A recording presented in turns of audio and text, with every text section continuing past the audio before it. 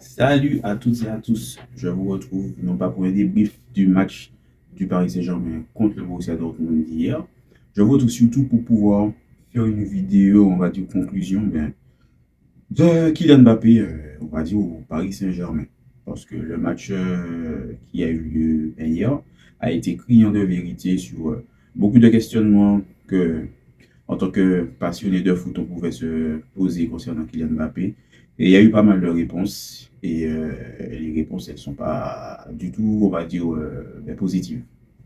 Alors, pourquoi je voulais faire cette vidéo-là? C'est parce que sur ma chaîne, j'ai déjà parlé plusieurs fois de Kylian Mbappé, du fameux feuilleton ira pas au Real Madrid, Kylian Mbappé sur-côté, sous-côté, surtout sur-côté, qu'on puisse tuer le suspense dès le début. Je ne pense pas que Kylian Mbappé soit foncièrement sur-côté. Cependant, je pense que l'environnement de Kylian Mbappé, c'est-à-dire tous ceux qui gravitent autour de Kylian Mbappé, nuisent clairement à sa carrière. Nuisent clairement à sa carrière parce que ces dernières saisons, ces dernières années, on a plus vu un Kylian Mbappé qui était vraiment au four et au moulin concernant son image et ses droits à l'image, et un peu moins sur le terrain à représenter et à sauver ou à tenir le Paris Saint-Germain dans certains moments où il aurait dû tenir cette équipe-là. Alors, je ne remets pas en cause justement tous les buts qu'il a marqués en Ligue 1 cette saison pour le Paris Saint-Germain, les buts aussi qu'il a marqués en Ligue des Champions pour cette saison. Moi, je vais remettre quelque chose en cause, c'est, et j'en discutais avec justement des amis, qui en fait, pour eux, Kylian Mbappé était un joueur qui avait beaucoup progressé depuis son passage au Paris Saint-Germain.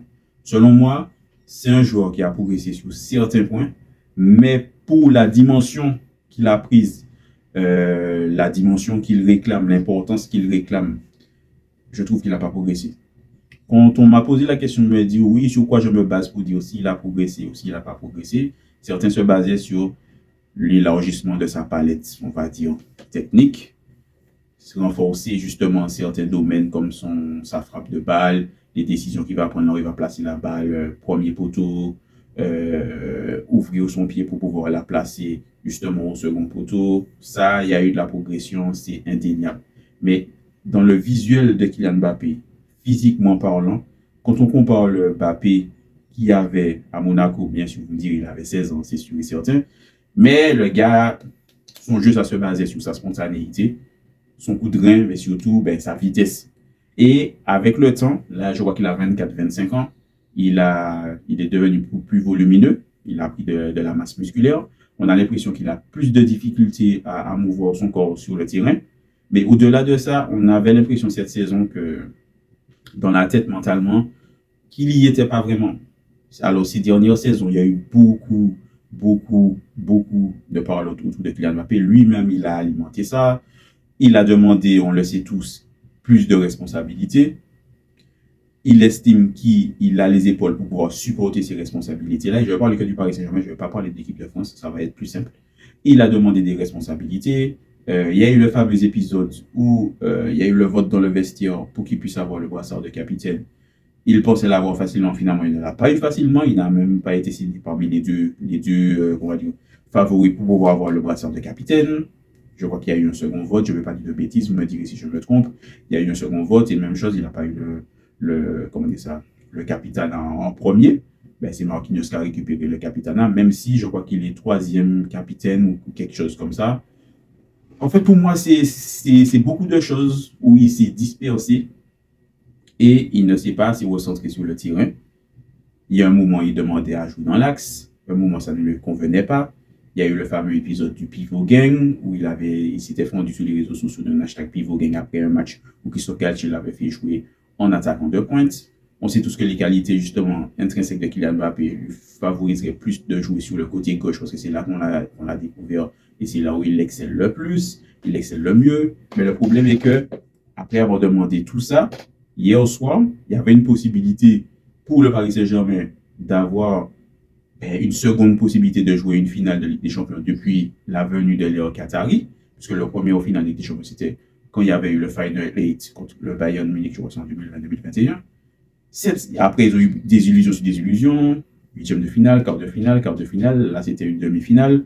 C'était aussi symbolique parce que c'était son dernier match en tant que, justement, joueur du Paris Saint-Germain au Parc des Princes en Ligue des Champions. Donc, en fait, il y avait tous les éléments qui étaient réunis. Ils avaient perdu aussi au match aller contre Dortmund 2 buts d'écart. Donc, il y avait tous les ingrédients, les supporters ont mis tous les ingrédients dans l'ambiance, les tifos, les chants, montrer qu'ils sont derrière leur équipe. Ils ont mis tout pour pouvoir mettre le Paris Saint-Germain dans les meilleures dispositions. Alors, on me dit il n'est pas seul sur le terrain.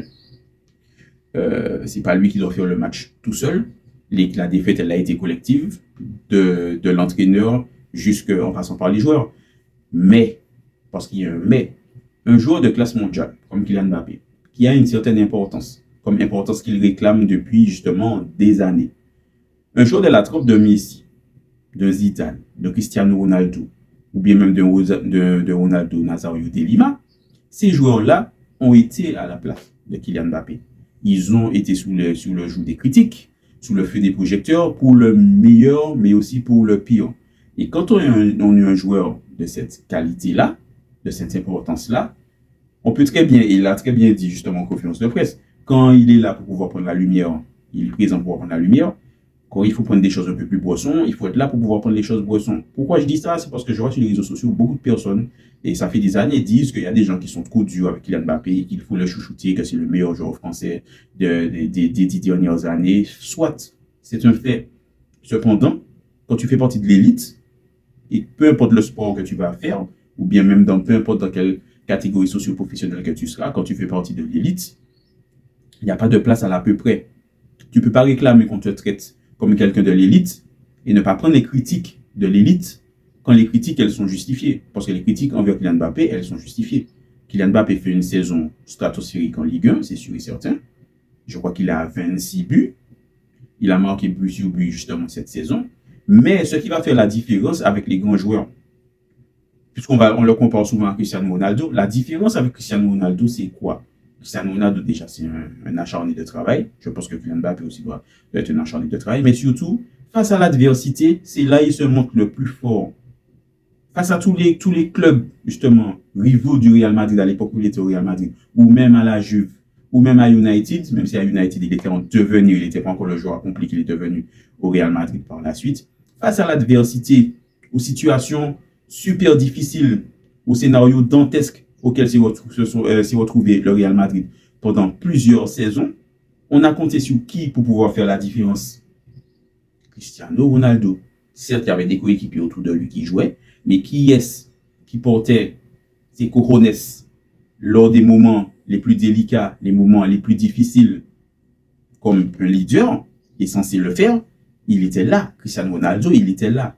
J'ai rarement vu, pour ne pas dire, j'ai quasiment jamais vu Cristiano Ronaldo au Real ou à la Juve se chier dessus. Même à son retour à United, même si ça a été un peu plus controversé, même à son retour à United, dans une équipe morose, c'est lui qui les a portés pendant la saison où il est resté là, la saison et demie où il est resté là. Donc, pour pouvoir faire la comparaison, face à l'adversité, face à la difficulté, face à tous les superlatifs négatifs que vous voulez, Cristiano Ronaldo, il était là, il plantait les buts. Il emmenait ses équipes là où l'équipe devait aller. Il le faisait. Et c'est ça, en fait, qu'on va réclamer d'un Kylian Mbappé. C'est ça qu'on va réclamer de lui. Parce qu'il a réclamé l'importance d'un grand joueur. Donc, il doit accepter aussi les responsabilités du grand joueur. Donc, quand ça devient compliqué, quand l'équipe a un peu plus de difficultés, un peu plus de mal, la personne qui doit sortir la frappe ou le mouvement, le truc du chapeau magique pour pouvoir mettre sur orbite les siens, c'est lui. Et hier soir, c'est lui qui était attendu. Ça a été le joueur qui a été le moins en vue. Dans ses prises de balles, dans son body language. Je crois, j'ai compté à la 32e ou la 34e minute, il avait déjà les mains sous les genoux. On a l'impression qu'il était cramé quand on était à la 98e minute. Le body language, le visage, les expressions faciales. Même des fois, quand il avait le ballon, on avait l'impression qu'il avait peur. Parce qu'il se disait, putain, tout le monde compte sur moi, il faut que je fasse quelque chose. Oui, tout le monde compte sur toi, il faut que tu fasses quelque chose. Parce que le joueur le plus cher du Paris Saint-Germain, le joueur à qui on a donné le contrat le plus cher justement au Paris Saint-Germain, le joueur à qui on a passé tous les caprices au Paris Saint-Germain, au passage, comme je l'ai déjà dit dans une précédente vidéo, c'est aussi de la faute du Paris Saint-Germain. Mais on en arrive à la finalité là. À la finalité. Il y avait beaucoup de joueurs qui te dérangeaient dans l'effectif. Messi, Neymar, je ne sais pas pour Verratti, mais on dira Verratti aussi. Il y a eu pas mal de joueurs qui gênaient. On a fait l'écrémage, on a fait venir des joueurs que toi tu souhaitais qu'ils viennent. Ils ont mis hier soir, il y avait un 9.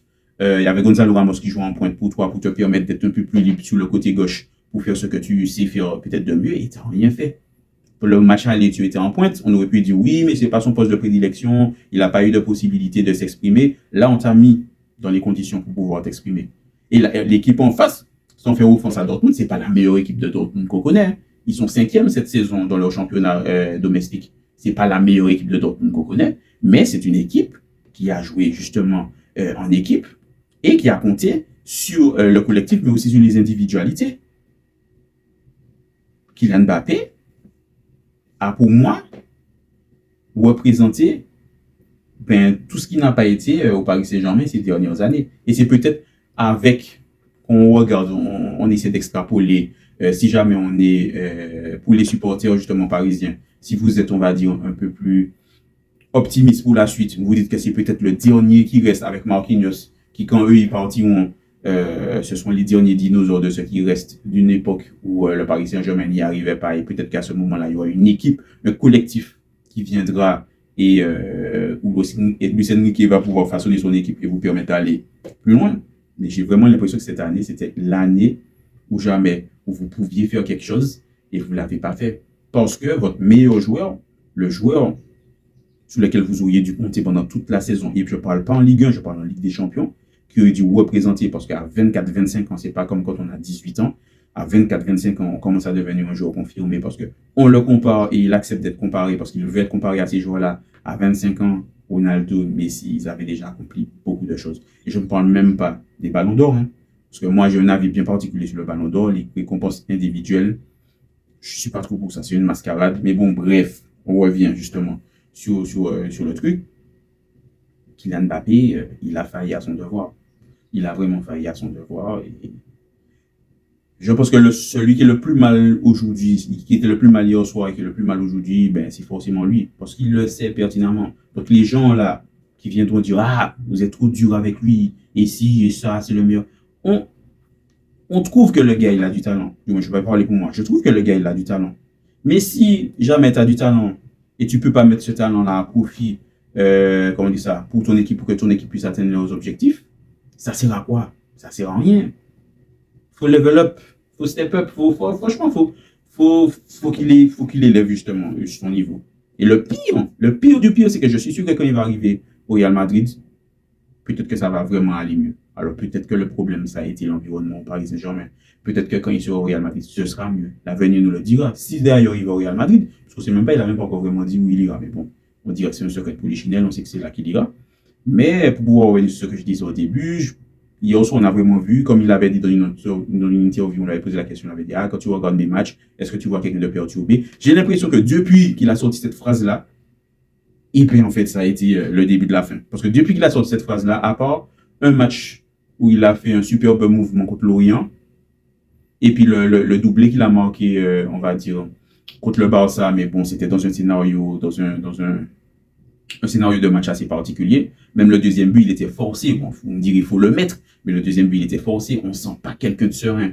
Depuis cette déclaration-là, on sent vraiment quelqu'un qui est justement perturbé. Donc, Kylian, quand on regarde tes matchs, oui, on voit quelqu'un de perturbé. Alors, il y a peut-être des choses, c'est un être humain, il y a peut-être des choses personnelles qui lui arrivent actuellement. Peut-être une peine de cœur, on ne sait pas, ou des problèmes familiaux, on ne sait pas, ou bien peut-être des problèmes de goût qui font qu'il y a des tensions dans la famille, ou j'en sais rien.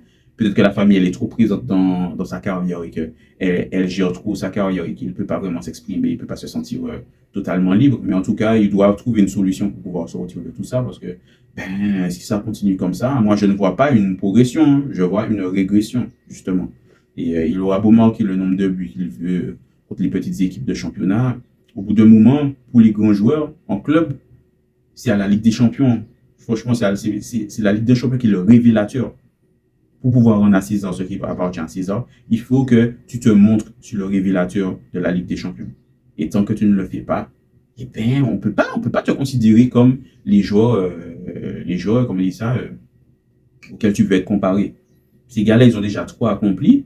Je trouve que quelqu'un comme Erling Haaland, qu'on va comparer, ils essaient de créer une certaine rivalité Haaland-Mbappé pour refaire une sorte de Messi-Ronaldo. Déjà, bon, ça c'est une mascarade parce que ça n'a vraiment totalement rien à voir. Mais Haaland, il sait ce qu'il sait faire, il sait ce qu'il peut pas faire. Il se contente juste de faire ce qu'il sait faire. Il ferme sa bouche, il se concentre sur le football et il fait ce qu'il sait faire. Et je trouve que malheureusement, Kylian Mbappé ces dernières années a été un joueur de foot trop peu de temps, un personnage politisé trop souvent et on en arrive à cette situation-là. À 25 ans, avoir tout ce poids-là sur les épaules, c'est compliqué. Donc il doit retourner, il doit redevenir un simple joueur de foot et je pense que tout ira mieux pour tout le monde. N'hésitez pas, vous, à me dire ce que vous avez pensé. De mon avis, ce que vous pensez de Kylian Mbappé. Est-ce qu'on est trop dur avec lui? Est-ce qu'il faudrait le laisser tranquille? Ou est-ce qu'au contraire, justement, comme dirait un certain sage, un grand pouvoir implique une grande responsabilité? La parole est à vous. Dites-moi ce que vous en pensez en commentaire. Moi, je vous dis à la prochaine pour une prochaine vidéo. C'était Caro. Peace.